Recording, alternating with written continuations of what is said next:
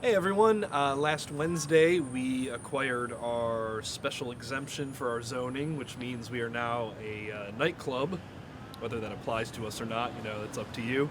But I thought it was time for an update because we are greatly in need of raising some additional funding so that we can reopen hopefully in April. That's our target date.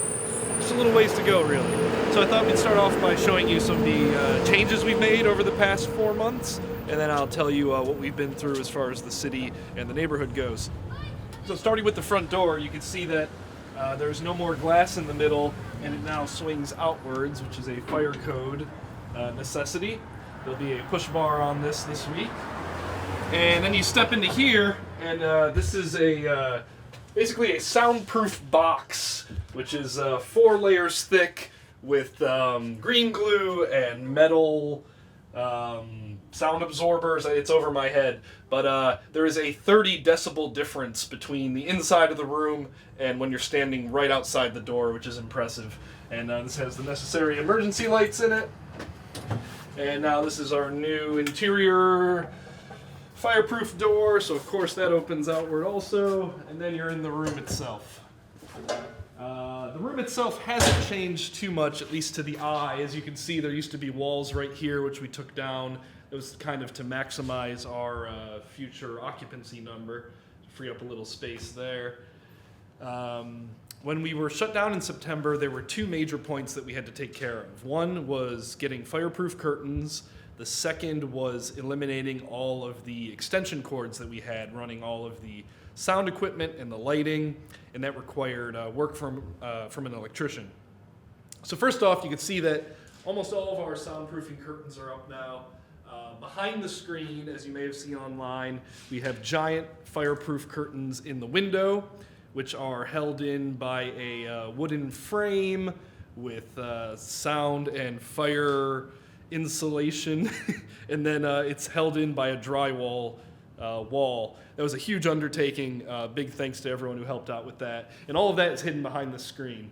So we got most of the screen curtains up. The white curtains that hide the balcony sometimes, those are now fireproof.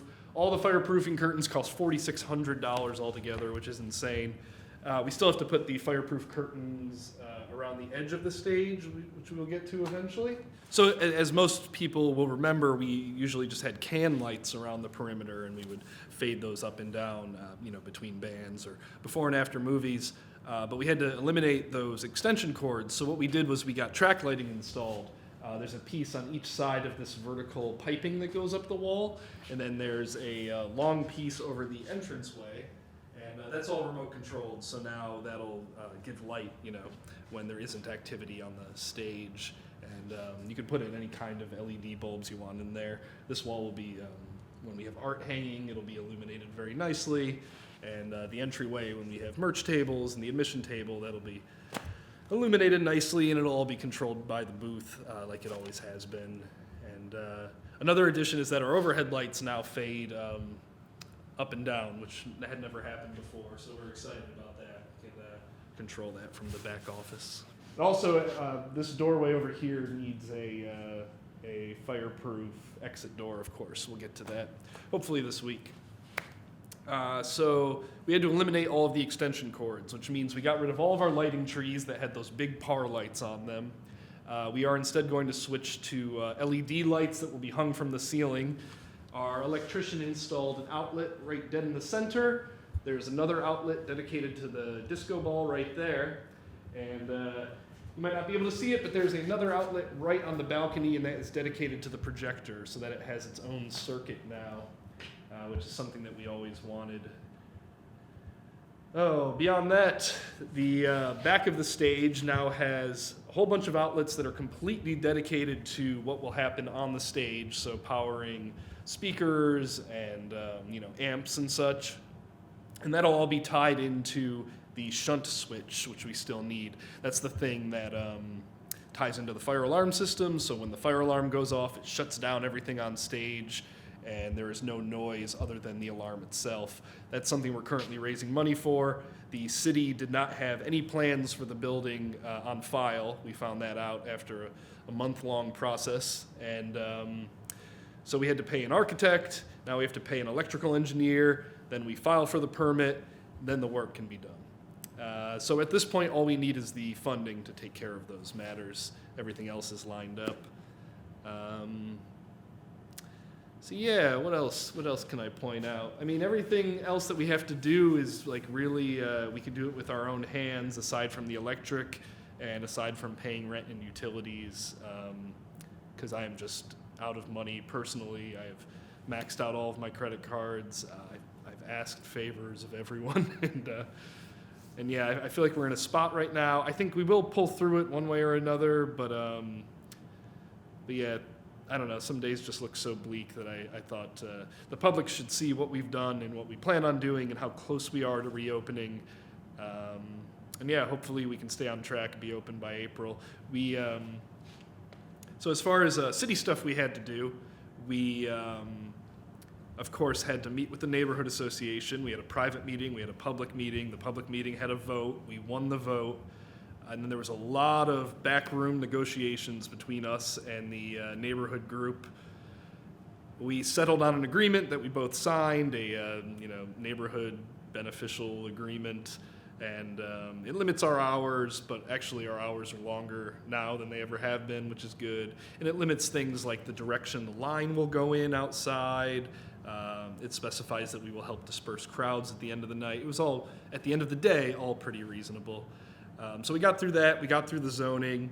Once we get this electrical work done, then we file for our CO. L&I comes in, they inspect the building, make sure everything's in order. Then I believe we get the fire department to come in to give us our occupancy number. We can then open again, as far as I understand, with a 50-person capacity. And to increase that, we file for the special assembly license, and then we get to live up to the full occupancy that we are granted. And all those processes could take, a month and a half. So happy to do them. I just hope that we could hold on to the building until then. A lot of people are calling out Diplo online. I just want to say that Diplo has never had a hand in this business, outside of being the landlord that I pay rent to. We have a very good landlord-tenant relationship. He has always fixed things in the building. I would never ask him for money. It's better that we stay off his radar and just come across as good tenants.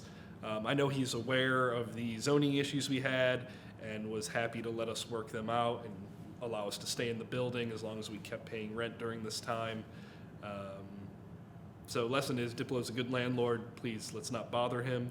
I know there was a WHYY article that said we are opening in April. It went on in the article to explain that we still need money, but a lot of people just read that headline and assumed we're opening in April, judging by the immense number of booking requests I've been getting. April is hopeful. We'll see. We've already gotten so much support from the public, both at the hearing and through donations. So yeah, right now we're just hoping for a little more, and we're hoping to stay on track for an April reopening. Thank you.